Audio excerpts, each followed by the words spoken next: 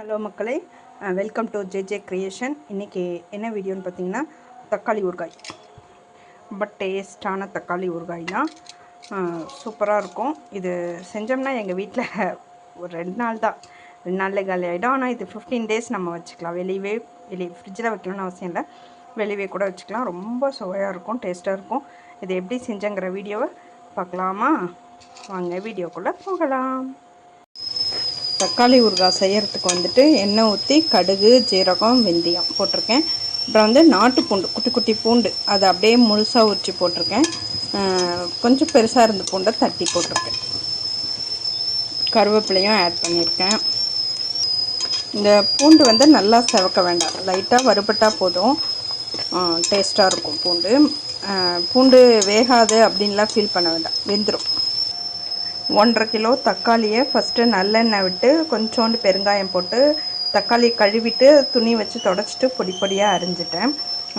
அரிஞ்ச தக்காளியை அந்த எண்ணெயில் போட்டு நல்லா வதக்கி ஆறவும் அதை அரைச்சி வச்சுருக்கேன். இந்த மிக்ஸை இது கூட நான் இப்போ இதில் ஊற்றிடுவேன்.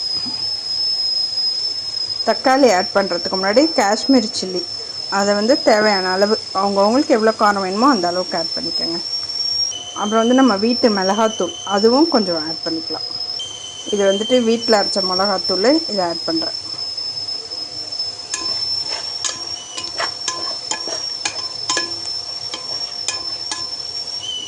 மிளகாத்தூள்லாம் அந்த எண்ணெயிலே போட்டு வணக்கினா கொஞ்சம் அந்த மிளகாத்தூள் வாசனைலாம் போயிடும் சீக்கிரத்தில். இப்போ தக்காளி ஆட் பண்ணிக்கலாம். இப்போது தக்காளியை இதில் ஊற்றிட்டேன். இதை நல்லா சுண்டணும். இந்த கொஞ்சம் இதுக்கு நான் தண்ணியில் ஆட் பண்ணலை, அந்த தக்காளியில் இருந்த தண்ணி தான். இந்த தண்ணி கொஞ்சம் வற்றவும் எப்படி இருக்குன்னு பார்ப்போம்.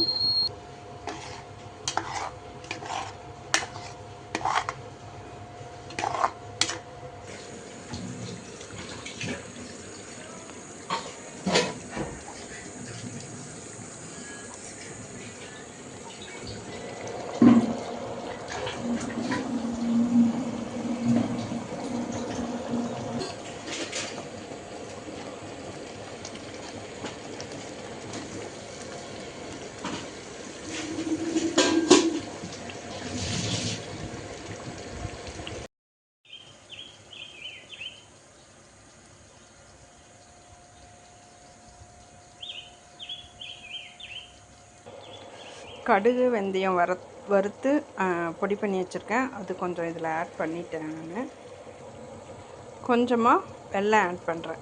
வெல்லம் போட்டால் அந்த இனிப்பு சுவை தக்காளி ஊறுகாயோட டேஸ்ட்டை தூக்கி கொடுக்குன்னு சொல்லுவாங்க. சுவையொட்டியாக இருக்கும், டேஸ்ட்டாக இருக்கும். அவ்வளோதான், தக்காளி ஊறுகாய் ரெடி ஆகிடுச்சு மக்களே. நீங்களும் செஞ்சு சாப்பிட்டு பாருங்கள். தேங்க்யூ.